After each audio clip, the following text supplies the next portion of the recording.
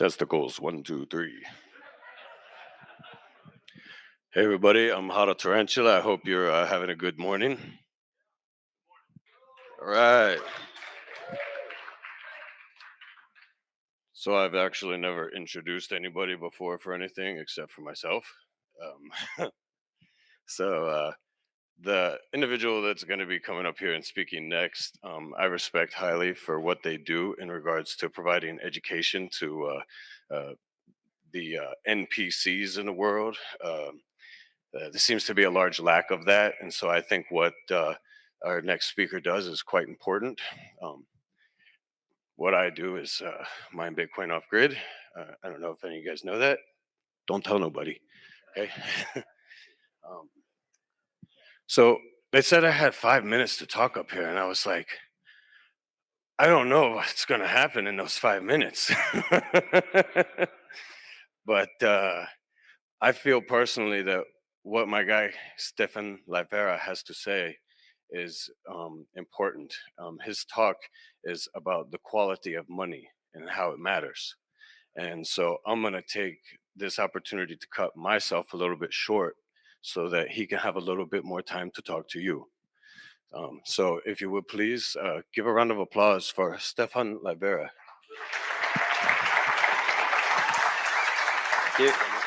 I'll go this one. Yeah.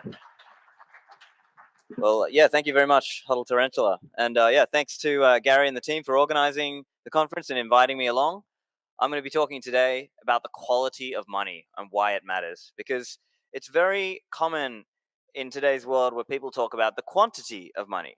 Right? That's very common, right? So a lot of people spend time talking about the quantity of money, right? How much new money is being created. So what's the final supply of fiat? Well, nobody knows. What's the final supply of Bitcoin? Everyone knows, 21 million. All right, well, I guess the talk's done. Let's go. See you guys. Great conference. And yeah, no. It's simple as that, right? Well, actually, there's more to it. And so that's the point of my talk today. I'm going to be talking about the quality of money and why we should also think about that component of it too. And why does that matter? So this talk, and I've put this up there. So a lot of this material is actually based on an article by Philip Vargas. It's called The Quality of Money. And so the QR is there. I highly recommend you guys check it out. I will put the link at the end, so you can get the slides at the very end anyway. But for those of you who want to scan it and check that particular article out, you can do that right now. So let's get started. Why is there so much focus on quantity over quality? I think it's mostly hubris. It's that there are a lot of people who believe that by being a technocrat, by managing the money supply, that they can achieve a certain kind of monetary stability. But that is a false promise. There is no monetary stability. It is all subjective valuation all the way down, and things are continually changing. Our value scales that we use to assess the world, right? How much of a cash balance do I want to hold versus how many bottles of water do I need to buy, or how many ribeye steaks do I need to buy, or mincemeat, or whatever. So I think they had this conception in their mind that if we just manage the money supply, we can sort of keep things stable. But that was a lie. That is a lie. And it also owes a little bit to some of the mathematical methods, the mathematization of economics, because they believe that, oh, it's more objective if I'm dealing with these exact numbers. And so in their mind, it's all about things like the quantity theory of money or the velocity of money. They very much downplay the qualitative aspects of it because they are subjective. But at the same time, you can't have a good picture of money if you don't actually think about the quality of money. So that's the point of this talk today, and hopefully it's going to give you some ideas on how to assess the quality of money, and that will also give you some ideas in terms of when you're out there teaching no coiners and teaching family and friends about why Bitcoin is a superior money, because obviously that's what I believe, and that's what many of you believe, I presume. So why is that idea wrong?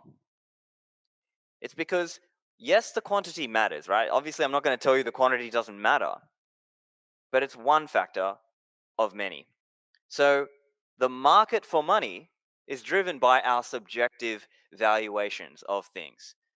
We come up with maybe you don't explicitly think of it like this, but you think about, okay, how much, as I said, how much water do I need? How much food do I need? I need a house above my, I need a roof over my head. I need some clothes to wear. All of these things, you're continually balancing and changing and thinking, okay, how much of this do I need? How much of that do I need? How much of a cash balance do I need? So because it comes down to your expectations, that can change the demand for money.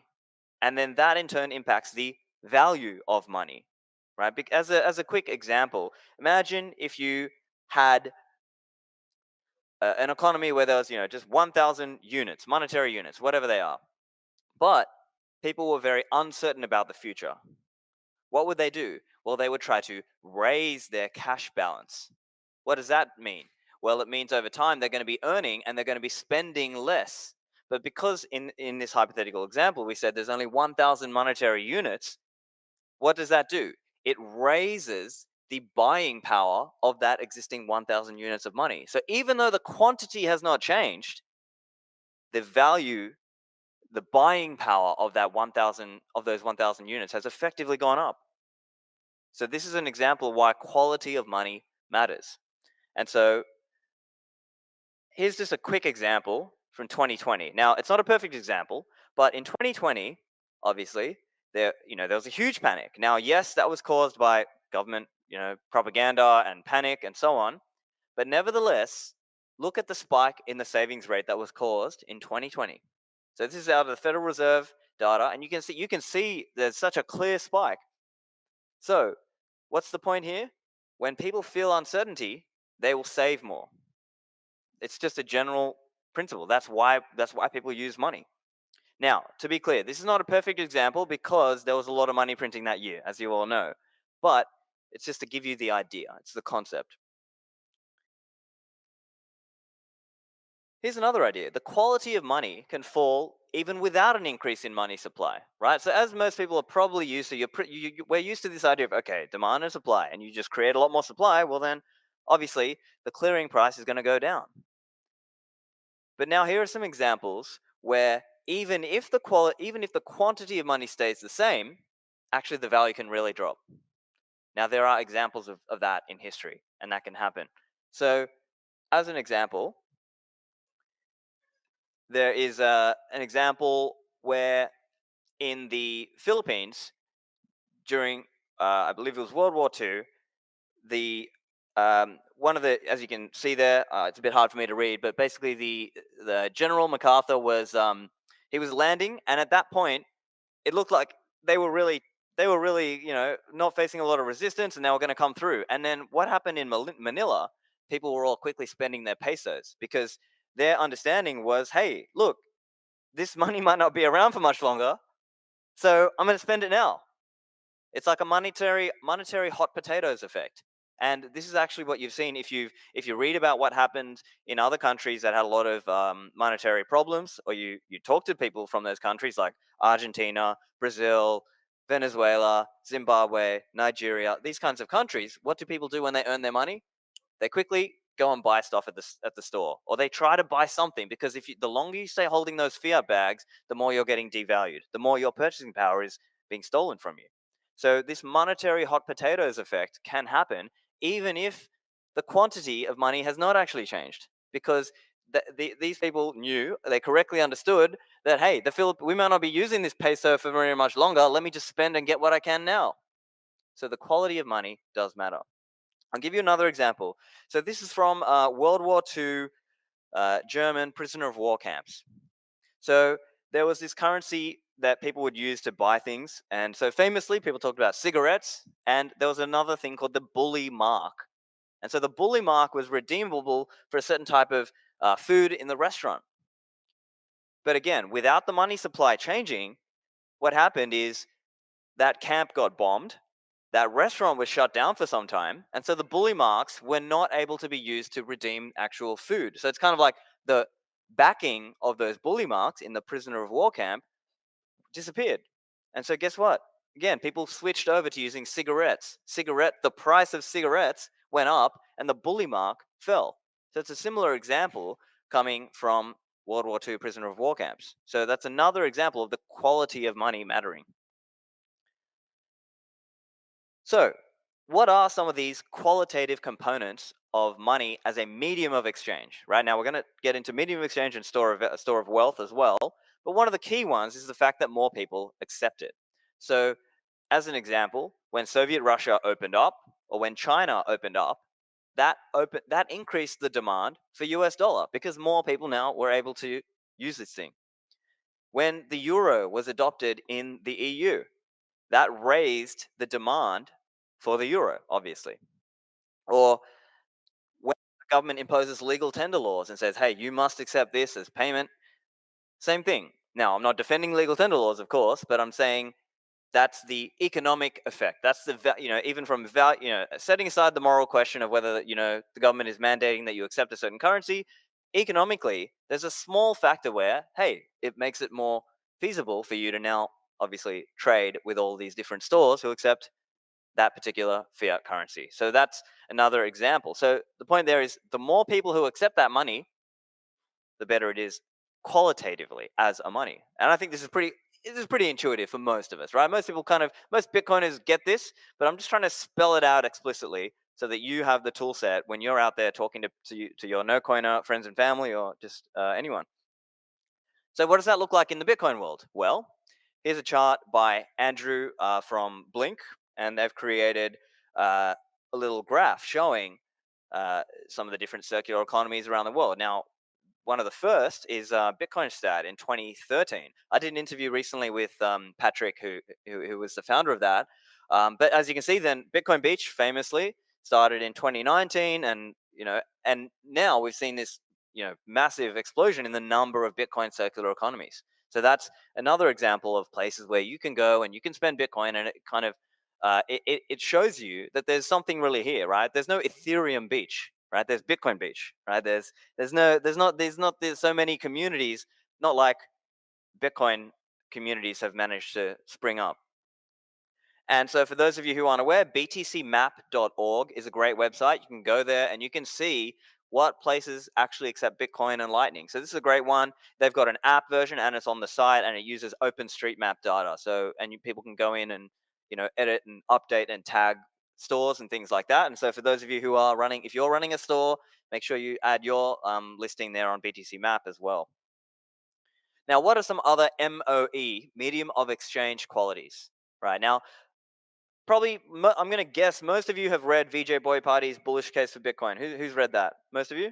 Okay, yeah. So maybe about 50% of the room, but the general idea is these are some of the qualities of money that you might have read about in either, let's say, VJ's book or in Safe Dean's book. I believe Parker probably also touches on it as well.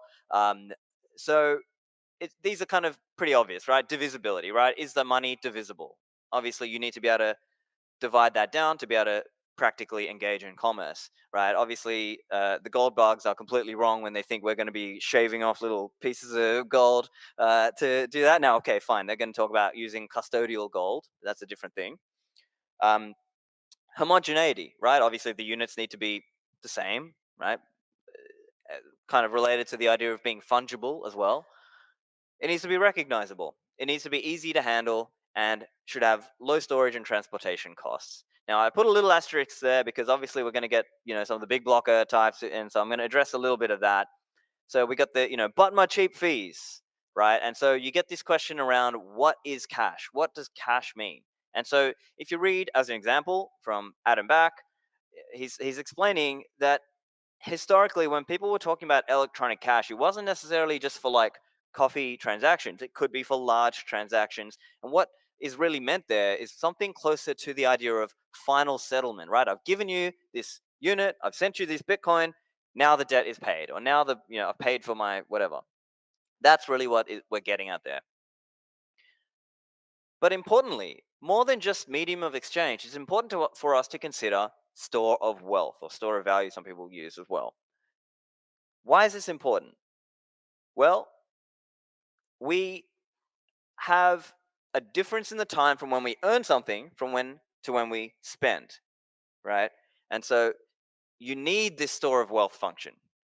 And we'll get to this later, but once you lose that, you kind of lost the game, right? If you lose the store of wealth question, you're not going to be a medium of exchange for much longer. So hoardability is one example. Like it's that one in the paper.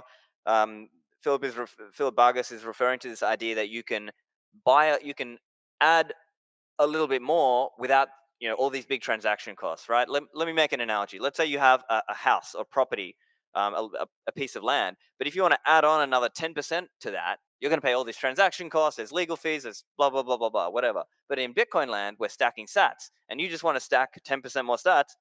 You just buy that Bitcoin and store it in your hardware wallet or your multisig, and you're done. So that's an angle where Bitcoin is superior also.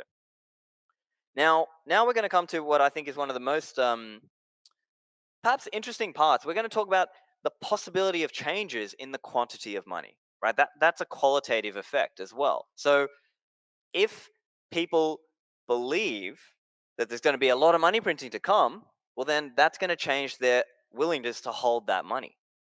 And in a free market money standard, historically, that was around gold, right? It was kind of like how much new gold is going to get mined into the economy, right? Mined into, pulled out of the ground and turned into gold coins and so on.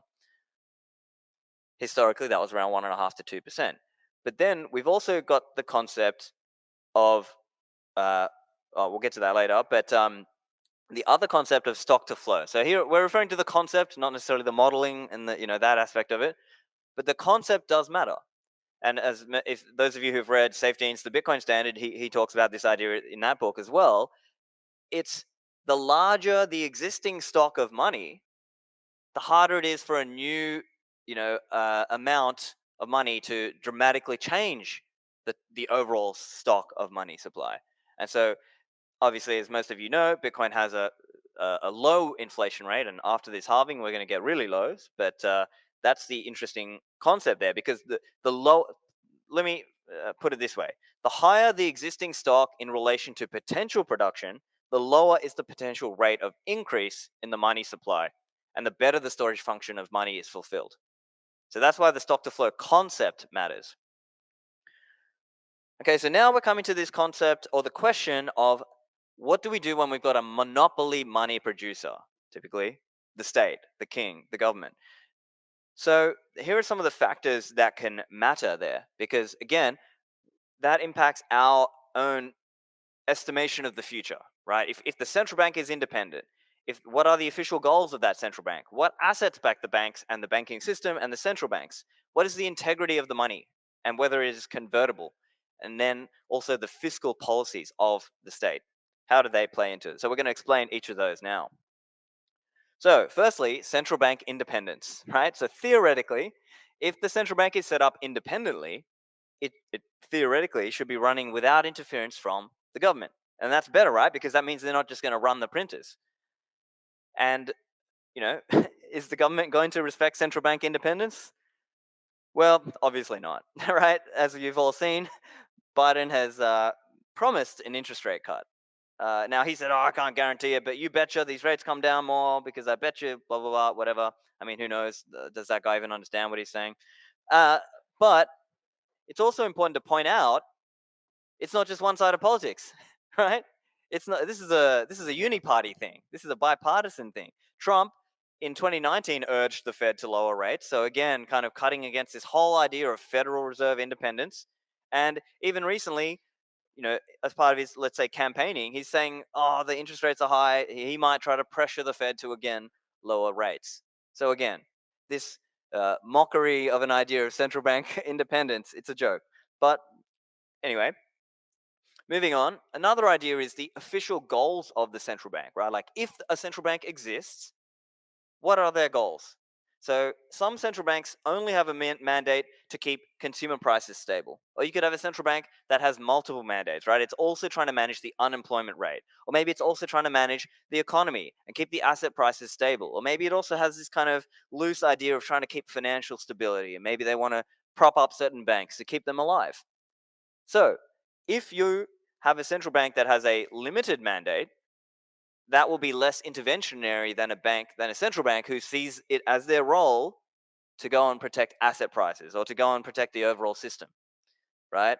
And so, putting this into context, everyone's seen the meme, right? We've got an unlimited amount of cash in the Federal Reserve, right? It's the same kind of idea, right? Because when he came out and said that, when Neil Kashkari, one of the Federal Reserve governors, comes out and says, hey, in this infamous interview, I'm sure every Bitcoiner has seen the clip, it's been made into memes, etc. But you can see the clip. He says, you don't need to. Your ATM is safe. Your banks are safe. There's enough cash in the financial system, and there's an infinite amount of cash at the Federal Reserve, right? So again, what does that mean? It means people are now going to assess the US dollar as, it's a lower quality money. So another interesting question is, what assets back the banks, the banking system, and the central banks? Because in the failure mode, in the failure scenario, when a bank goes bankrupt, what happens? So there are usually creditors, there may be people who the bank is owed money, etc. So there might be a reshuffling there. Someone might have to come in and take over those assets and then try to turn the business around, make it profitable again, or shut it down. But the more liquid and valuable that bank's assets, the less the money holders lose.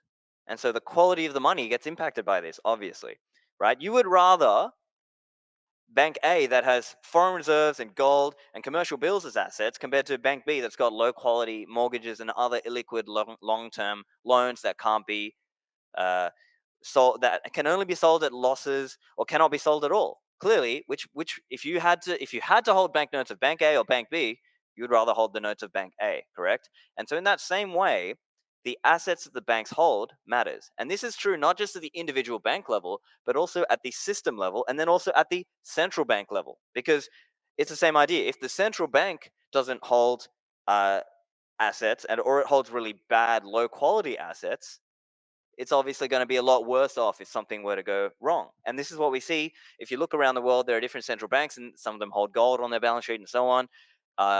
And they, if they control their currency, they use some of those foreign reserves to try to, manage their own foreign currency or manage the value of their fiat currency in relation to, let's say, the dollar or some other thing, right? You might be in a country where they peg their money to the dollar, or maybe it's like a soft peg, it's within a certain range. Anyway, the point is the quality of those assets matters. And here's another thought experiment, right? Think about, people have spoken about in America about quantitative easing, right? This idea that, okay, they're going to create new reserves or they're going to, etc., issue new money. You could also have qualitative easing. What if you just kept the same reserves balance, but that central bank sold gold and bought illiquid, assets or illiquid assets, uh, illiquid long-term loans that can only be sold at huge losses? This would represent a degradation in the quality, but not necessarily a change in the quantity.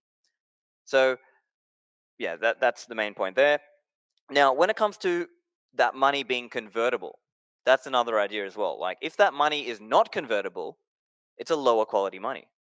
And as any well-studied Bitcoiner knows, when the state, in 1933, they changed the denomination of gold. It used to be one for 20.67, and then it was devalued. Right, the fiat bag holders were devalued because now, it's 1 ounce of gold gets $35.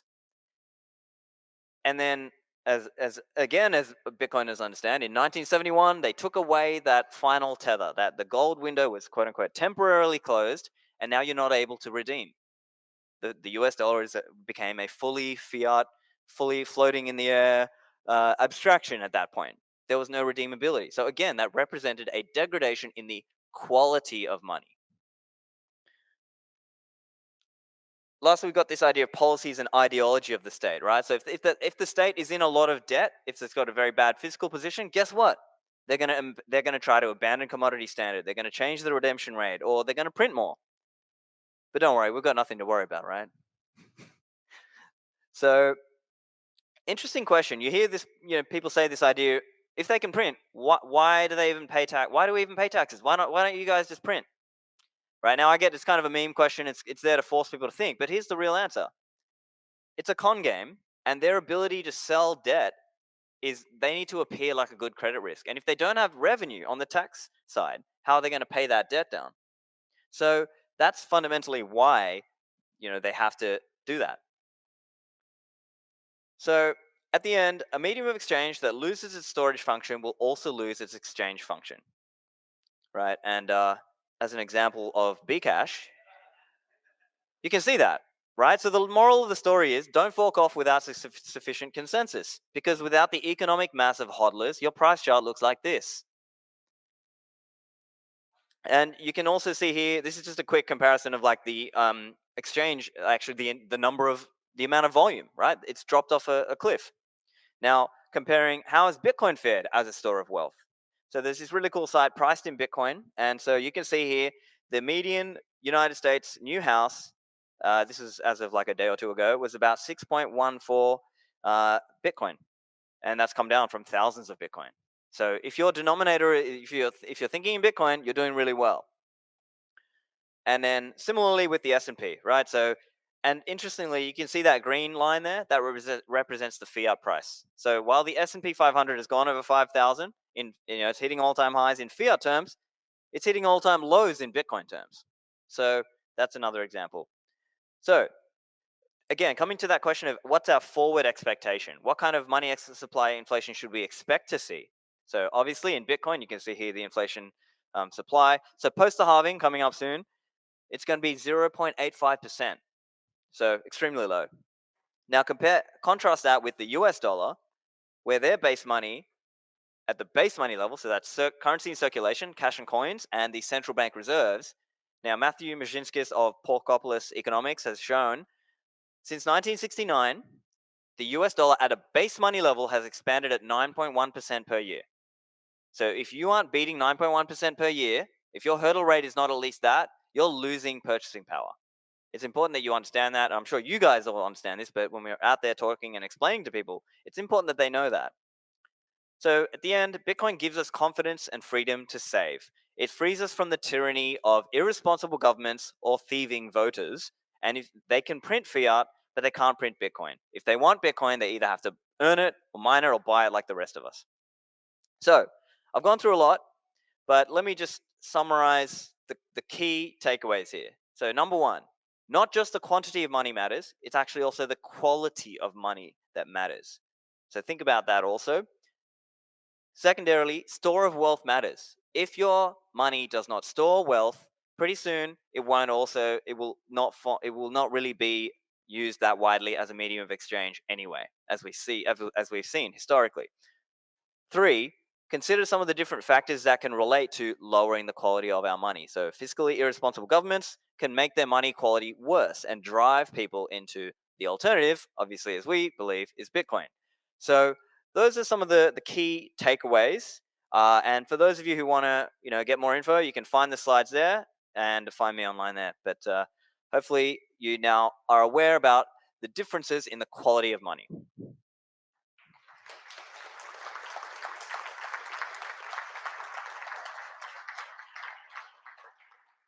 Okay, so I think I've got a couple minutes for questions. So, anyone got a question? Great question. So, CJ's question was around basically this idea that the dollar being the least dirty shirt, right? Kind of like the milkshake theory idea. And the question is basically, how's it going to play out? So, my view on that is yes, it's true that the US dollar of the fiat currencies is the least dirty shirt, it's the least bad one. But it can also be true that less people choose the US dollar to save in, because it comes down to how many people are going to hold either the dollar or hold dollar denominated treasury bills.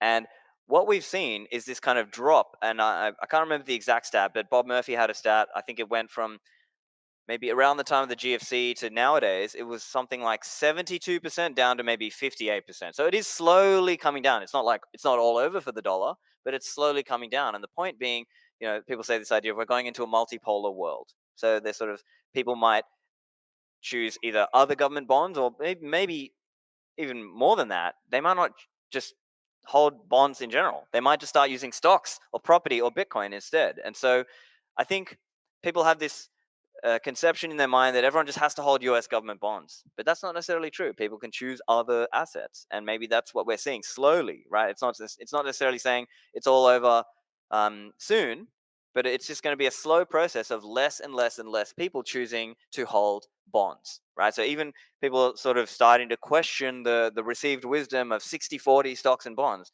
Why do you need to hold 40% bonds?